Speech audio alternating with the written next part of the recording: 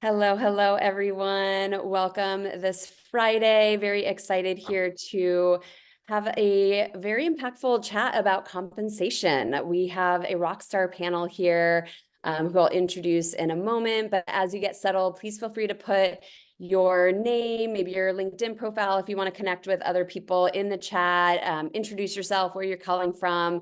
And then also as the talk progresses here, if you have any questions for our panelists, please put them in the chat. We should have time for hopefully a couple of questions, and maybe I can interject some along the way as well. So today's fireside chat is all about compensation and what to do when the data fails. So I think many of us have had situations where we're trying to figure out our compensation strategy, or even just down to the nitty-gritty of how to price a certain role. And there's just so many nuances. It can be very confusing. It can be very contradictory. There's so much information out there. And how do you do the right thing, especially when you don't have good, accurate data? Maybe you have limited resources, or you have all the resources, but it's just very contradictory. So today, we're going to be chatting through all of those topics. So our panelists today are Rani. She is co-founder and CEO of Complete, a platform for compensation. We have Jess Park, who is also a member of Talent Collective. Jess is a VP of People and has mostly focused in the startup world in her career. We also have Brandon, and Brandon is CPO of Zapier. And Eric. So Eric is co-founder and CEO of Headcount 365 and has run and led many talent acquisition teams over the years. So we have a rockstar panel here today, very eager to hear from all of them. So thought we could start off by a question to all of the panelists. Feel free to jump in as you'd like. We're going to start off and talk about really kind of the angle of, like, you're a recruiter, you're in an IC role. So what are some things that you might deal with as a recruiter? So what is your number one piece of advice for a recruiter who is trying to price a role with either very little data and or contradictory data? So maybe we could start with Jess, if you want to start, and then go to Rani, Brandon, and then Eric, and take it away. Hi, everyone. Thanks for joining us. Really appreciate all the faces. So I like to say that I've been at a million startups at this point, and what I've typically seen is you either have like unique roles because the startup is doing something completely different, or you see that there's not enough information or data like the topic is today. So what I typically like to do is look at other companies and reach out to peers with like similar types of roles or industries, like whatever the most important factor is for you there, and start to get that qualitative data. So talking to candidates in similar roles, and then like talking to other companies, other recruiters, and sharing that information. I know it's a little sensitive, but I think we can all kind of share that information. That's what I found to be really helpful if you have nothing. My secondary piece of advice is pulling from many data sources to kind of creatively see, do we need a new band? Do we need a different level? Like, are we creating something completely new? So I think depending on what the thing that you're trying to solve, like whatever, lack of data you're trying to close the gap on, those are the things that I generally have seen as a best practice. Mm-hmm. Thank you. Love it. Hi, everyone. Rani here, CEO at Complete. First, just want to say thank you all for joining. I'm echoing what Jess mentioned, and I really firmly believe that talent is the steward of a compensation philosophy. So have a lot of respect and very excited for this dialogue today.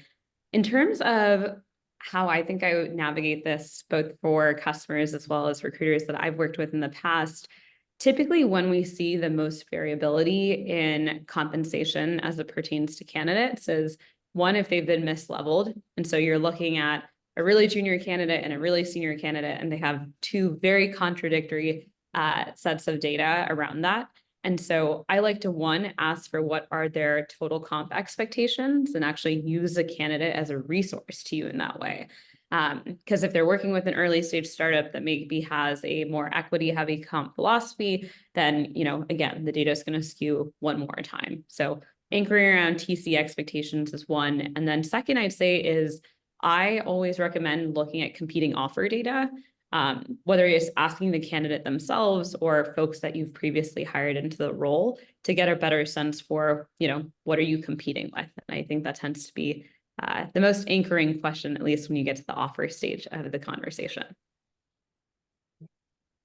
To build on what Rani and Jess just shared, I'll say something a little provocative, which is that, comp data can point you in different directions, but I don't think it's ever wrong by itself, right? The comp data itself is never wrong. Now, by the way, that's probably not the case all the time, but let's pretend it is for a second. It's like, well, what do we mean by that? Like, if the data's not wrong, but you're still sideways on an offer, or you're losing candidates left or right, doesn't that mean the data's wrong? But I would build on something that Ronnie said, which is that it almost always, the root cause for that always ends up being something around what the data is trying to tell you, right? All of these data sets have limitations. And so maybe we're losing offers because, like Ronnie said, we're mismatched on leveling. Our 3, is actually a 4, in the comp data, or vice versa, or something like that. Or maybe we're trying to close candidates who are based in the costliest metro areas, in a given country, and the data we're using is a blended national, right, for that same market.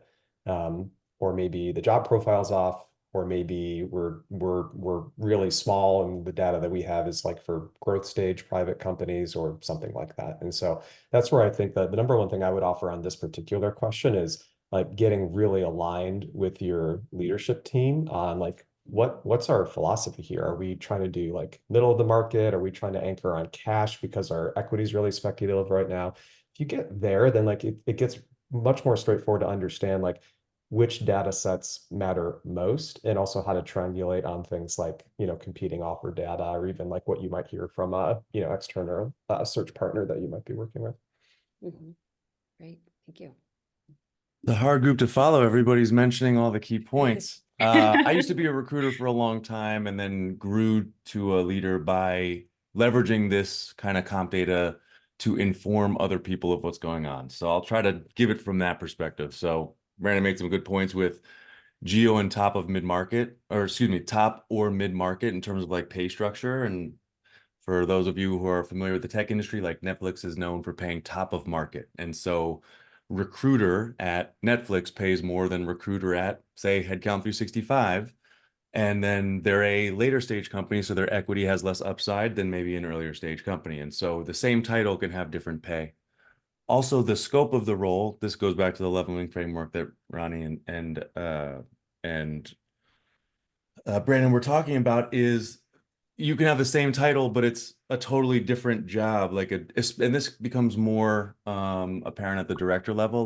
Directors have the highest variance in comp of any job title that exists, because a director at GE means something wildly different than a director at a smaller company. And so as a recruiter, you're going to encounter these things when you're trying to source people. So what do I advise people to do is, when you go through your offer process and you get a decline that's compensation, have an ATS categorization so that you can report off of all of your declines from compensation, and try to get the information as a delta and try to associate it back to one of those kind of root causes, because that will help inform an executive. So if you are sourcing out of the wrong targets and you're going for Netflixes when you don't have top of market pay, that might be a recruiting issue. However, if what you say recruiter is actually senior recruiter, that might be a leveling issue, and so on and so forth. And so it can get confusing as a recruiter to navigate this information, because there's nuance within compensation. So as Brandon said, the comp data is not wrong. It's just not specific to you. So you have to put the parameters in place as a recruiter to make it specific for you. And so as you go about your job, or if you have recruiters reporting to you, you should be trying to dive into that one layer deeper. Okay, comp is off, but is it the wrong target? Are we misleveled? Are we miscomped? And by categorizing it, you're able to more effectively address the problem and address what happens when there's an issue. Yeah, and Eric, to your point about your ATS having a category for misalignment on comp, not only in the offer process, but also just as you're vetting candidates, as the recruiter's vetting candidates in the early stages, right? Because I think that can be really telling. You get a greater pool of people that are in the early stage of the process than late stage. So thank you for all of you bringing up those really, really amazing points. Let's have one more question that would really tailor towards the recruiter or the IC. So what do you do when a hiring manager wants to pay a new hire more than what you have budgeted for the role? And this time we can go backwards. So Eric gets a chance to say all the good things. So we'll go Eric, Brandon, Rani, and then Jess. Yeah, this was one of the things that so one, you want to drive accountability with the hiring manager, because comp and equity for the same title or same pay, different title, or same title, different pay is what leads. It's like the tangibility for cultural issues. Other things might be hard for a employee to bring to your attention, but this person makes more than me is a objective fact or not. And so when a hiring manager is doing that, part of the accountability that I put in place with spreadsheets in my career before I made Headcount 365 and now native to Headcount 365 is tracking when that change happens. So in previous companies, I won't get specific, men were paid more than women. And when you look at the data, the offer was made and there was an exception made during the offer process because the urgency of that offer was so important. We're going to lose revenue. We better hire them. It's an emergency. And then, okay, we'll make a one-off exception. We make a one-off exception. We make a one-off exception. And then 100 exceptions later, we promoted a systemic inequity that happened from a pay inequity presented to us by the market. And so for me, tracking when the change happens is what I've focused on as a way to drive hiring manager accountability. And so I don't block it. I don't really put my opinion on it in that moment, because I'm sure there's a revenue or a urgency or we better do it or else.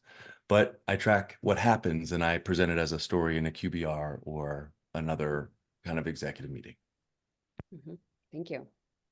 One practice I'll build on top of that, Eric, is, every once in a while, if you make, enough exceptions, there might be a shared root cause, right? It's like, maybe our bands just aren't set, aren't centered in the right part of the market.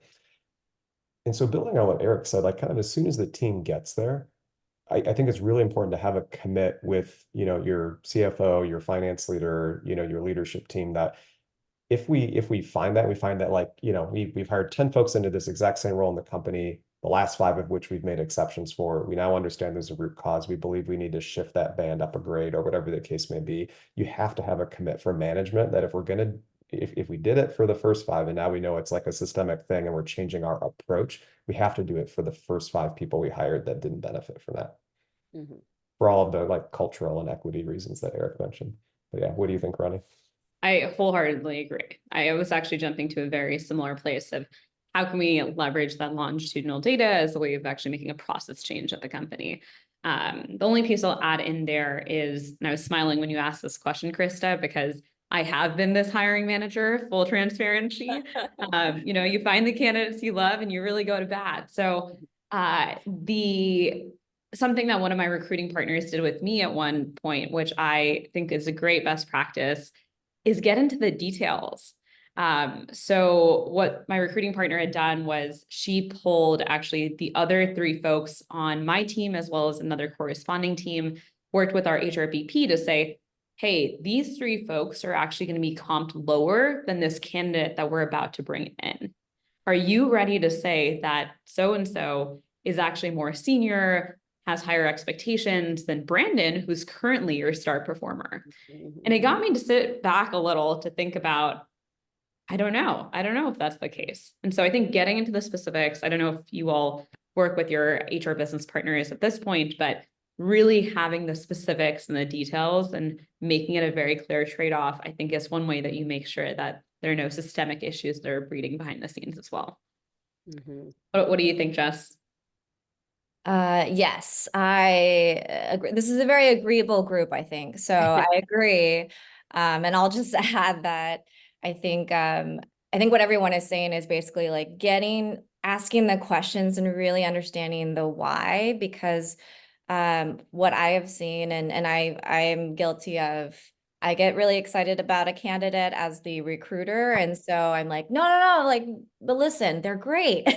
So I hear you, but also I think it's an opportunity to look at the role itself and say, do you actually need someone at that price point? Do you need someone at that level? Do you just want that and that's a nice to have a year from now?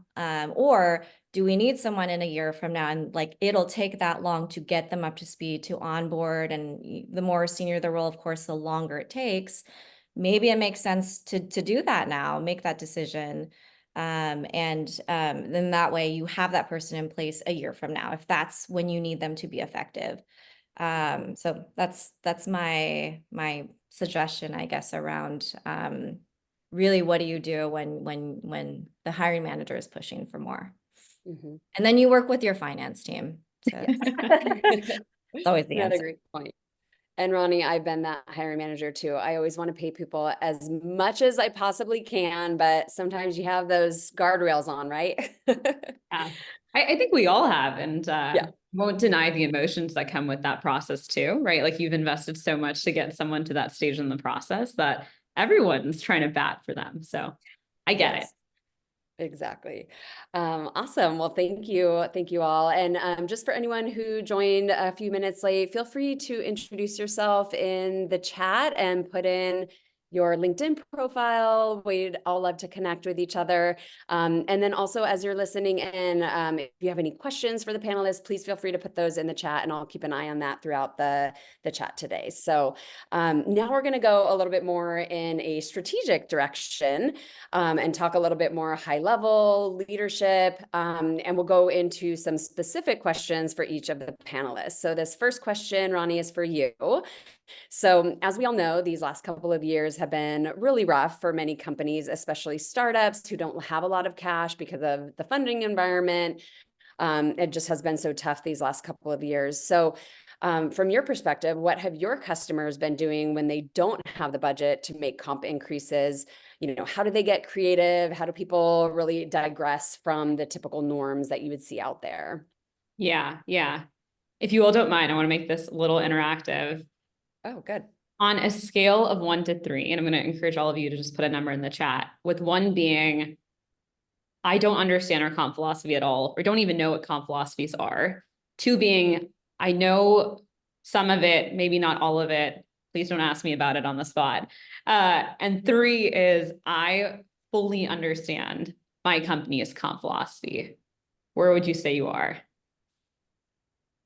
Mm. Hmm. We got 1.5, 3, 2, 3, 3, 3, 2, 1, 1, 2.4. 2.4, very specific 1. Okay, so all over the board here. 1.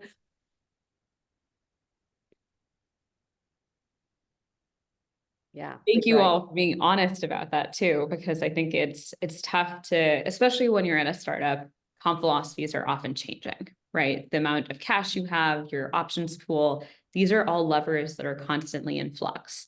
And so I asked this question because I think the first part of actually building a really strong culture between recruiting and comp is setting expectations, right? Are we going to be the company that uses equity as the way of winning candidates and demonstrating that upside? Or are we going to go cash heavy? Is that going to be how we pay at the top percentile and close top candidates from competing with public companies even? But knowing where you want to play is critical to getting past that chasm of how do we actually do a good job as a startup, right? The second thing I'll say here is once you have a basis of the understanding of the comp philosophy, I think finding ways to communicate that is really where I've seen a lot of customers fall short.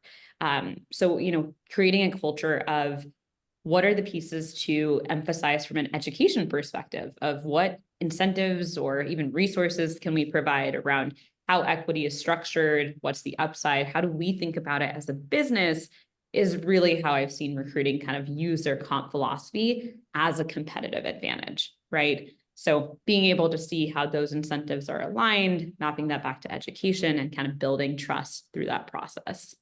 Mhm. The other piece, the last thing I'll say on this, and I'm happy to take follow-up questions on it, is there are a lot of opportunities to actually be creative with comp. And I don't think a lot of people talk about this, whether it's, hey, we have a non-traditional vesting schedule, or, we don't have firm levels at the company, but we really do believe on promoting or advancing based on merit. These are actually areas that get folks excited about joining the company, right? Imagine coming from a larger business where I had to work 3 years at the same level and hit very clear eligibility criteria. They want to go to a startup where there is flexibility in that structure. And so I think leaning into what you hope the evolution of that philosophy is, obviously without being misleading, is absolutely something that you can use to kind of push through some of those candidates that might be struggling with that funding environment, or where you can't quite meet them where they want on a cash perspective. Mhm. Mhm. So many great points. I think even the next question ties into that a lot. The next question being for Jess, since most of your experience is in the startup space and building startups who often have very small budgets. So what advice do you have for achieving pay parity in a resource constrained environment? Yeah, I think this is a question that like a lot of first recruiters, heads of talent, they face. And I think it comes down to consistency. So having a process and then making sure that you have checks and balances. So I'll give you an example. At my last company, as the VP of people, I would, put offers together myself. I had a recruiter and he would also put offers together. And then we had like a director of people ops who ran more of the people ops side. So we had like one person, basically essentially two people putting offers together. So myself and the technical recruiter. And what I had to do was look at our offers and say, based on a few factors for us, gender, because trucking is very, it's like very male focused. It's not super diverse all around. So wanting to make sure that, as a company that is in the trucking space, that we're focused on DEI as much as we can. It's a little challenging, I'll be honest. It's a very, very constrained industry, but so we had like a spreadsheet and it had factors. So level, team, gender. And between the two of us, we made sure that if we're looking at an EPD team, that we're hitting like the 70th percentile or the 90th if it's like a senior staff engineer or something like that. But I think having some sort of alignment there in terms of the philosophy of where you want to be. So making sure that like both recruiters, so myself and the other recruiter, we understand where we want to land in the percentiles for each team if it's different. But also that we're looking at these other factors to make sure that we don't have, our male engineers at the 90th and then our female engineers at the 20th percentile, for instance. So that's one way. It's very manual. There's tools out there that can certainly help. So if you don't have the budget, I would say like get your source of truth, whether that's Greenhouse or like another ATS or a spreadsheet, and start to look at the data. So I would say look backwards and then also have a philosophy forwards looking, so you're going in the right direction. There's a lot of other things that we did, but I'll pause there. Yeah, that's great. There's just so many details to all of this that, we could talk all day. But thank you for that high level, Jess. Appreciate that. We're going to bounce back to Rani for this next one. We've talked already a lot about compensation bands and, making sure leveling is correct. So determining the appropriate compensation bands for any given role can be really complicated. So how many data sets do you recommend that companies use to determine their comp bands? Good question. And where I think there's a very clear bifurcation for folks that are operating in the United States versus international. We've often seen customers on average use anywhere between 3 to 4 data sets total. But you can imagine if you are operating in international countries where US data sets don't have strong participation, they're often picking up data just for specific countries. And so the delineation I actually want to make here is between internal versus external data. When folks think about compensation data, I think the mind jumps to benchmarking of what are other companies doing, how are they paying in market. There are actually a number of other internal data sources that can be leveraged to generate your comp ranges. So I think Brandon mentioned a few of them prior of historical data. Where have we gone above what the range has been? What type of supporting context do we have around that to put a very viable case in front of your comp and finance team? And if there is no comp and finance team, which is probably the reality for a lot of you folks at startups, this is exactly where compensation is a blend of an art and a science. And so I'm coming right back around to something I mentioned at the beginning of this call, which was competing offer data. Try to collect as much of it and use that also as an internal data source of when we've won, what have we won with? And when we've lost, who did we lose to? So that's kind of your own way of building a more real-time pulse around what's going on in market, but then how does that pertain to us?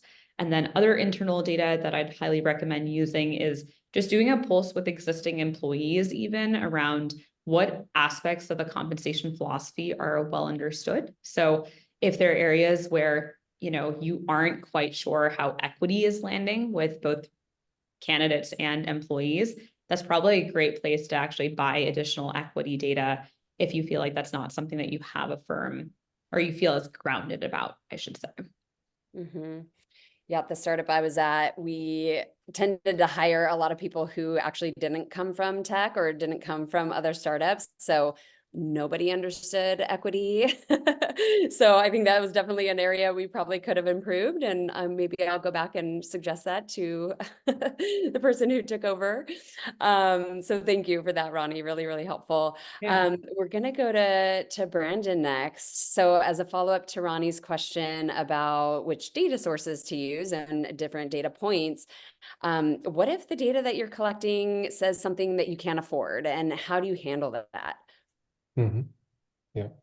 Well, I would say if the data is telling you you need to like push up, then we'll focus on like cash, but you could apply this to equity too. There's like how can it's like how can we afford to do this? And I think there's like a flip of that question, which is like, well, how can we afford not to? Like how can we afford not to? And by the way, like I say that knowing that sometimes like the dollars and cents of that, like all other things equal, just don't work. Right? They just don't work, or it's going to shorten your runway in a way that doesn't make any sense for the business, and so on. But what can you do?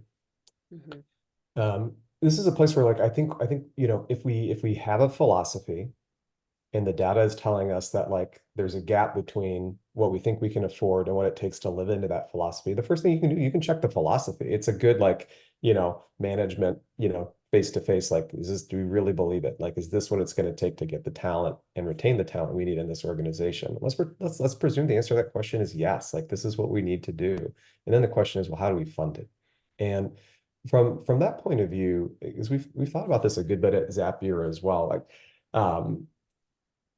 well, actually, I'll give you a very specific example. So at Zapier in 2021, during like the hiring craze, we originally were like, well, how can we keep up? Our bands aren't high enough. We need to increase the bands.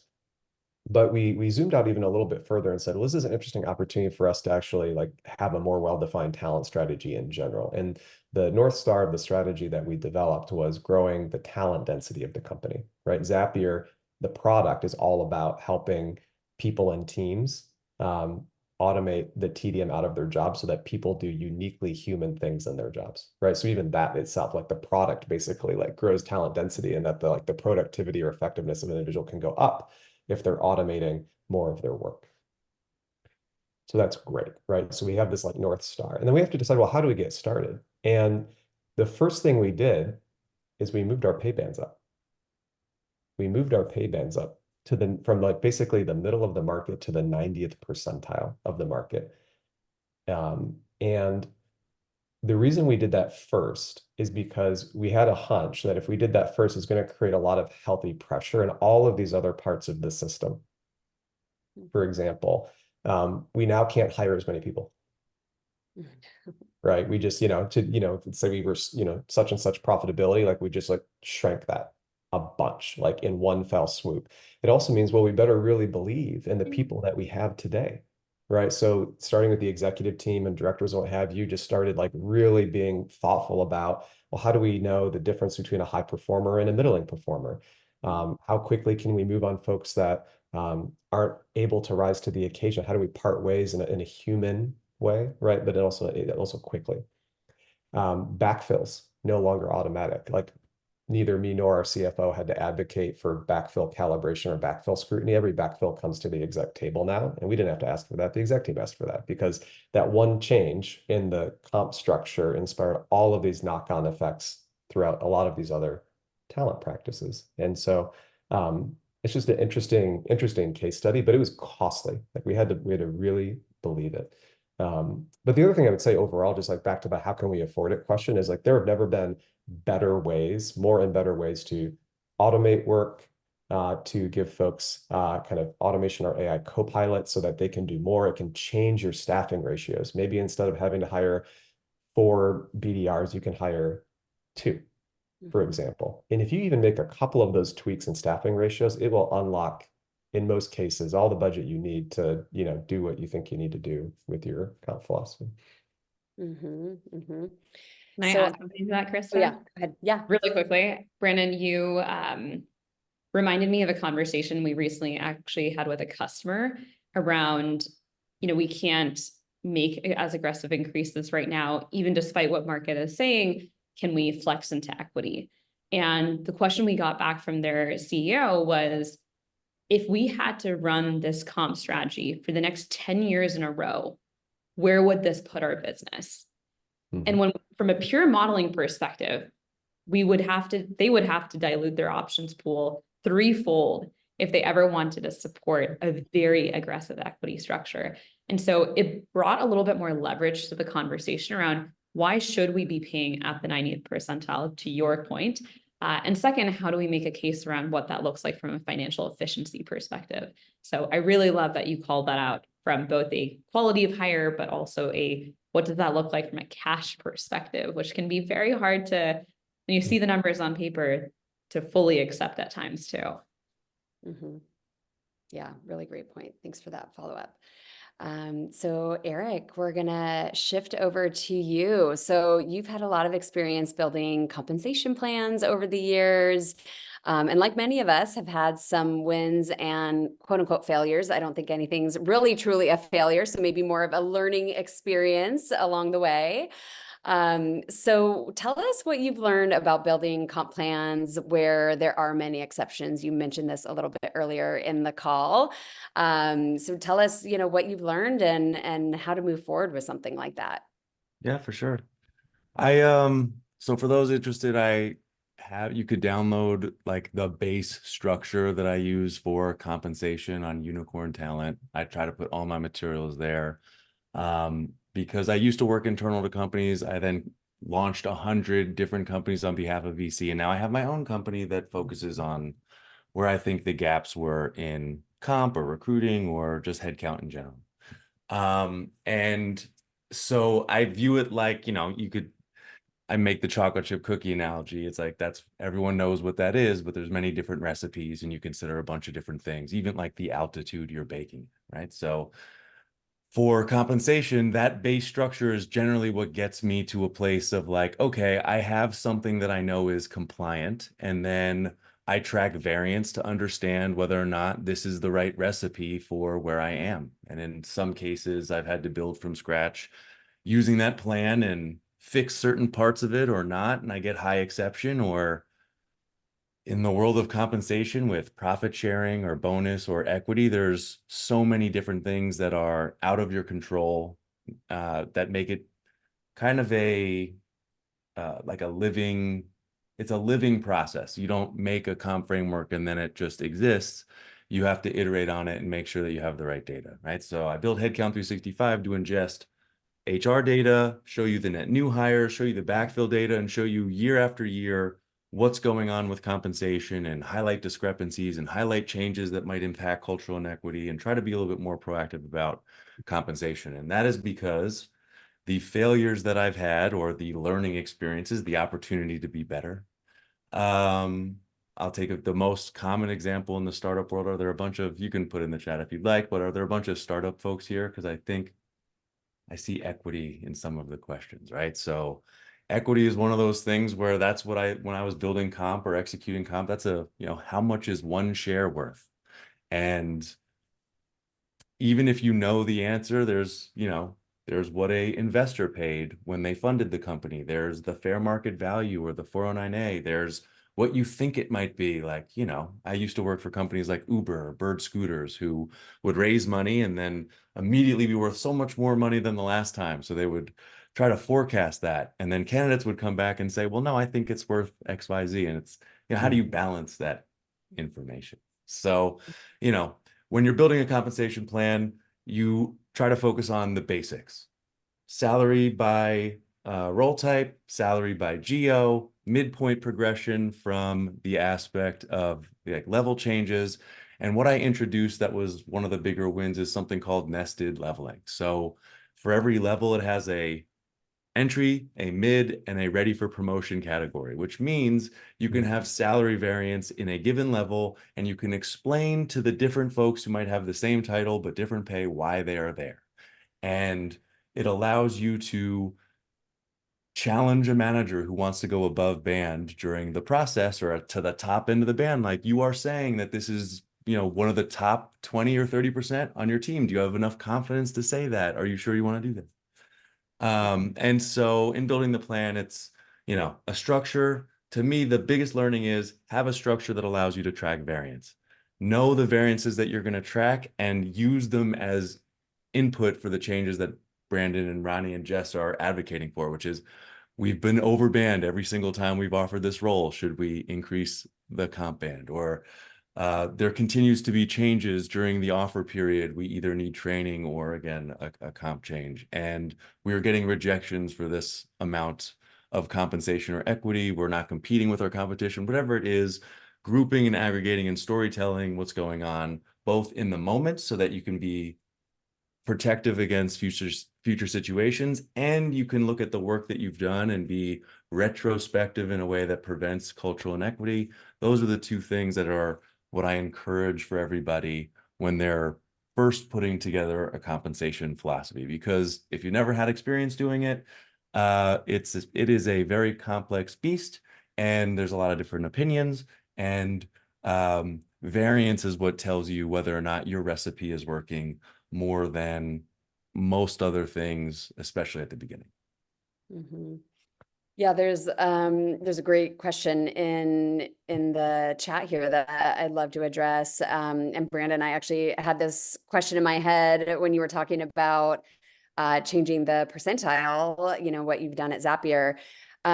So when you're going through comp review, how do you recalibrate compensation packages for early hires who have a lot more equity, and or in the situation of Zapier, when you say all of a sudden, oh, we're going to have a greater percentile, what do you do with the employees who are, existing at the company? So would love to hear from any of you on this. Mm-hmm. Yeah. I think in this point, it's really helpful to be clear, like very transparent with the company about like what reference point are we prioritizing when we're making these decisions. And so for, Krista, to use your example, it's like, is the reference point what earlier employees have, like their holdings for equity? Like, is that the reference point we're going to use to size equity grants for like refresh or new hires moving forward? Or is it things like market right? Like it's like, are we being consistent with the past? Are we being consistent with the present, like from a market perspective? And then there's also, I think it's helpful to be transparent about, budget too, which in this case could be something like burn rate or just, whatever your employee options pool was when you did your last round. So being transparent about that, I think really helps because to the point that, points that Jess, Eric, and Ronnie made earlier, like where a lot of folks get turned around on how they think about the value of their package if they don't understand like how it was structured in the first place. What principles did we apply? Why should I believe that it's fair? Why should I believe that it's competitive? And if you can answer those questions really transparently, and even sometimes including like the trade-offs that you made, right? Some companies can do more in cash and less in equity. Other companies do the reverse, right? Some people might prefer more cash than equity or vice versa. Some companies even try to let you choose what ratio of the two you want, although it's like someone's figured out how to do that at like a smaller company. You'll have to tell me how to do it at some point. But in any case, it's like just being clear and transparent is half of it. And in the case of the companies where I've operated, we've always been really clear that we're tacking to a consistent view of like where we want to be in the market on this stuff. So if someone got like a big slug of equity in the past because they were early employee, that's also part of what it means to be taking on more risk, early company, more risk, right? Very speculative equity. And so, but by being clear about that, it helps us avoid like the comparisons game across the team. It's like, and you care about the team, like our teams are full of like really smart folks and they typically really like working together. And so like how we structure these comp philosophies and how transparent or how effective we are in the storytelling has a lot to do with folks' experience working together. It's like, it's not fun to come to work and like wonder why so-and-so, you think so-and-so, gets paid a lot more, but the opposite is also true, right? If we do it really well, it takes a lot of that kind of angst off the table so folks can focus on just building great stuff together. Yeah, compensation is such a sensitive topic that I think a lot of companies will just try to kind of like avoid the conversations rather than address it head on. But like you said, the storytelling, I think, is so important in how employees receive it. Eric, go ahead. No, I will share a story just because for the Talent Collective, this is exclusive content. I don't know normally, but I was at a company that will remain nameless, but there was a tech office and a manufacturing facility where we did fixed equity. So we would choose a total comp based on a base salary plus the amount of shares that had a value.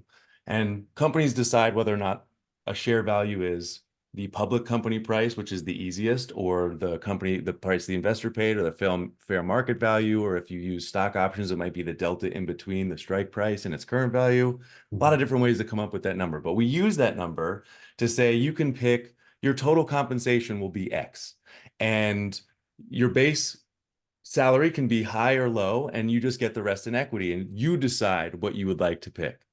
And the long and short of that story is when the company was not worth a lot of money, one group, the tech office and the manufacturing picked different mixes, and they were also different demographics of people. And when the company got to be very big and worth a lot of money, then it looked like we had, from a compensation perspective, bias towards one group from a wealth perspective, but then the company tanked, and then the folks who didn't pick the equity ended up being the winners over the course of time. So, as somebody who brought that comp plan to fruition, it was like a very roller coaster moment, like, oh, I'm doing equal pay, good for me. And then, well, wait a second, we had some demographics choices based on however they entered this environment, making a decision based on their financial education. And now we might have created some inequity. And then bam, the company crashed. And now the opposite is true. Yeah. And so it was such a interesting lesson about what you can and can't control when you're developing a comp platform, and works and not works is going to be highly contextual to the things that are happening around you. And so that'll be a mixed decision for you as the advisor to your executive team about what should we be doing and what are the impacts and what do you forecast attrition to be? What do you think the cultural impact will be? Will somebody write a nasty about you in a public business or in a business publication, right? So like, you present the options, here's the intent, executives, let's make a decision together. And that's my experience with that And I can't say I recommend it or don't recommend it, but I just had that experience. And for this particular panel, I think like it is relevant. Mhm. When I joined my last company, Eric, we did the same, like we were doing the same thing, which is like you can choose one or the other within a certain set. And it's a big old mess. It's very hard to maintain. So we slowly shifted away. And it's the only people who really care are your recruiters, because like you either know that that's the philosophy that was, when you join the company, or and it doesn't really matter. But I think the other point of that is the percentile. So not the percentile, the percentage. So how much of the company do you own? Because that's another piece that I think is it's like not as clear. And when we talk about equity, one of the pieces is like, what is your strike price? Because if you're early on, obviously it's very low versus when the company is, worth a lot more. And also when you refresh and you do your 409A, what does it look like again? So it's very complicated, and I feel like it evolves, like as Eric said, based on your team and the context and what's most important to your to your leadership team and the direction they want to go. So for us, we were like, all right, we need to land on like this percentile to this percentile based on teams and all that. And then really shifted away to play within like a certain band for equity, but it wasn't like wildly all over the place anymore. It was a little bit more consistent. Employees, I would say, are, depending on your company culture, there's a range of empathy for whether or not the outcome of your decisions was intentional or not. And so, if your company goes up or down in value and you're talking about equity, you got to be careful about the promises that you make, et cetera. And I would reinforce Jess's point about the percentage mattering if your company shares that, or, if they understand dilution to a certain degree. There's a lot of complexity to it that might help or hurt your case, but you're the owners of a living thing that will go through life at the company just like any other part of the company that is dynamic. And so you want to do the best thing you can as the owner of this thing to ensure that it has the best possible life and is received in the best possible way. But that's I think the overarching theme of what we're getting. Mm-hmm. Ronnie, anything to add to that? We, as a part of our compensation planning product, have seen that finance teams have 3 categories of how they value equity. And Laura, I'm specifically thinking about your question on recalibration. Some of them write it off to 0 of this is an illiquid asset until there's an exit. So we're going to orient around cash. The second is to use some type of a blended approach. So we anchor the grants at the time that they were given to their notional value. So if you joined early, you're only getting it at the price it was at that point in time. And then the third category is we're going to look at the value of this equity based on the present value. And I think that's what Eric was getting at, which is there's a lot of fluctuation to that approach. And so getting a commitment from your finance and executive team is what's most critical there. And then I always recommend looking at 1 or 2 models to get a sense for whether that decision is here to stay or not. Great. Thank you. That's super, super helpful. We have about 10 minutes left. Again, feel free to put any questions in the chat. We are going to shift a bit here to global compensation plans. So Brandon, let's start off with you. Let's say theoretically that your CEO wants to hire your first international person in any given country, and you have no idea how to compensate this person. So where do you start in the process of getting to an appropriate comp package for them? Yeah, it started at the principles level. So then we'll get into practices. So if we're doing our first international hire, that conversation with, CEO or finance leader, we talk about things like, in our experience, folks in different parts of the world might value cash and equity a little bit differently. And so is that something like, do we want to flex into that in our model? Right. And in some cases, it's because the tax consequences of even holding the equity, even before you can, before it's liquid, can be a big pain for the employee. And so are we willing to adapt our ratio of cash to equity based on that? And if so, to what degree? So that's just an example of like a principles level decision that's really helpful to make even before you start figuring out, well, how am I going to get the data to figure out how to dial it in? Similarly, some folks, depending on like the role or the market or why they're interested in hiring in another country in the first place, they might want to, you have to ask whether you want to differentiate your target market percentile. Or do you want to hold like a global, either cash market percentile or total direct compensation percentile? It's another principles question that really helps. And then the rest of it, I would just play back, what we heard from Eric, Jess, and Rani earlier in terms of all the different ways you can use internal and external data to dial in. But where I've seen teams really spin their wheels trying to get that first international offer out, like sometimes it does have to do with just getting your hands on the data, but at least as often as that, it's because there's a misalignment at the management level on the principles you're using to dial in the offer. Wanted Great. to add one piece. Oh, just wanted Yeah, to I was add gonna one say, thing go ahead. really quickly here. It was when we've seen a lot of our customers expand from domestic to international, it's a completely different arena. So one of our products is an interactive offer where the candidate can see what their cash and equity value is and kind of model different scenarios. We provide analytics around how many folks are engaging with that. When our customers have talked about equity internationally, they tend to like land on deaf ears. And sometimes it's just because there haven't been as many examples of private companies that have gone through a SPAC or an IPO where that's actually turned into a financial outcome for them. And so we definitely hear a lot more of the, oh, well, we're getting cash, bonus, and equity. Like, oh, I don't really care about the equity. Tell me more about my cash and bonus. Versus in the US, where I think there actually are a lot more cases of wanting to learn, are these options or NSOs and how are they different from RSUs? So just prepare yourself for that conversation around how equity, if it is something that you all plan on offering, is going to be structurally in incentive internationally as well. Yes, great points. Thank you. Jess, were you going to say something? I was just going to say that I think because we're talking about like starting the conversation, one of the things that I think is like a consideration is the relationship between the two countries too. So, Brandon was talking about taxes, and for some countries, it's like it doesn't even make fiscal sense.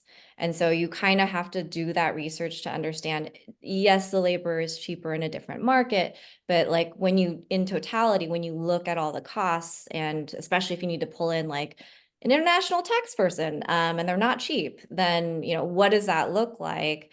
In hiring them and even like, the employee, the end of their life cycle. So, I think that there's a ton of research that is involved in going into a new market and understanding, is this the right kind of direction for us? Do we need to, outsource or do like nearshore type of a direction? Yeah, that's great. And I think we're going to end with Eric in a kind of a similar question, and in just a second about the taxes and what's going on right now. But Jess, one more question for you. So you've had situations in the past where you've hired, let's say, like an engineer in Canada at a pretty competitive salary, but then over time, the conversions may fluctuate. So what do you do in this case when maybe you want to do a comp refresh or something like that? Yeah, real quick. So basically, I think one, understanding what is it that they care about. So Canada, they have universal health care. So for us to think about total compensation, it wasn't like we're offering like all these other benefits and also cash and equity. We really had to lean in more on the cash and equity side. And then like talking to them, understanding like for them, where do they feel they are in the market? So that's a little bit trickier of a conversation, but I think the manager should really get involved and kind of do those checks. So when the time comes for someone to have a refresh, they understand like, oh, that person actually feels like they're below. Why? Like, why is that? And then also obviously looking at your data sets to understand, are we still positioned in the market competitively, or are we behind? Because of the Canadian market, generally we're not behind if you're like a Silicon Valley company and you're having to pay a bit more. But looking at those pieces, and then equity, and equity is a little bit trickier as well, depending on I think the type of working arrangement. So for us, we actually had a few people who were contractors too. So issuing NSOs instead of ISOs was something that we decided to offer them. So Yeah. That's great. Thank you, Jess. And so our last question, going back to the tax strategy. So many companies have hired internationally to try and get a cost savings, especially for roles that are in really high demand in the US. But all of this is changing. So Eric, if you could tell us a little bit about the tax code changes that have happened and recently, and how this is impacting hiring internationally. Yeah, I would say I am not a tax professional, so I wouldn't take my advice over the internal finance folks at your business, but there have been laws passed that I've learned about as a founder more than I have been than within the comp framework. So I might be out of date on advisory here, but when I'm sure if this isn't happening in your FP&A conversations, I would be surprised. But as you go to outsource roles or hire in different parts of the business, the amount that you're able to write off has changed, and it impacts what the in-year benefit of hiring a offshore person. So you may think of that what you will from like a political perspective, but its desire is to focus the hiring back in the US and make it a little bit more of a financial pain to hire in another company. So as you're modeling out what you think, I've heard of companies doing backfills in other locations or trying to plan offshore offices. It eats up the loss you're able to report for R&D, which is a way businesses manage how much taxes they pay. And so partner with your FP&A team and make sure that they are considering those laws. I am sure that they are, but for your hiring, for the folks on this call, your hiring managers might be doing hiring manager math, right? This is a problem that I've been trying to solve for a long time, where two $50,000 roles doesn't equal one $100,000 role and vice versa. However, it makes sense to the hiring managers, so they get upset if they get blocked. And so if they would like to use a backfill or use a termination or use dollars that they think that they have to do something somewhere, whether it's in the US or outside, there are many other considerations that they should be aware of. And as shepherds of this compensation philosophy and the sometimes communication bridge between the financial decision making of a company, try to educate yourself on the reasons why from finance and make sure they give you air cover so you're not going into this conversation saying, no, you can't do that. And you're having to explain things to people that might be out of your experience set. So that's where I'll leave it. Okay. Thank you so much, Eric. And thank you to the rest of the panel. This has been incredibly informative. Really, really cannot thank you all more. I know I learned a ton and continue to learn from you all. For everybody who has attended today, just wanted to let you know we actually have another compensation event happening next week, Wednesday at 1 o'clock. We're having a comp expert, Jason White, come in and do a trends, a little bit about what's happened the last year, what's on the horizon for this year, and then an Ask Me Anything. So please attend that one as well. Keep an eye on our socials. And for anyone who doesn't know what Talent Collective is, we are a community for women in the world of TA. We do a lot of workshops. We have a mentorship program. So feel free to connect with me, and please connect with our panelists. I'm sure they would love to help you through any specific comp issues that you have. And thank you again, and have a great rest of your Friday. And thanks for joining us on a Friday, everyone.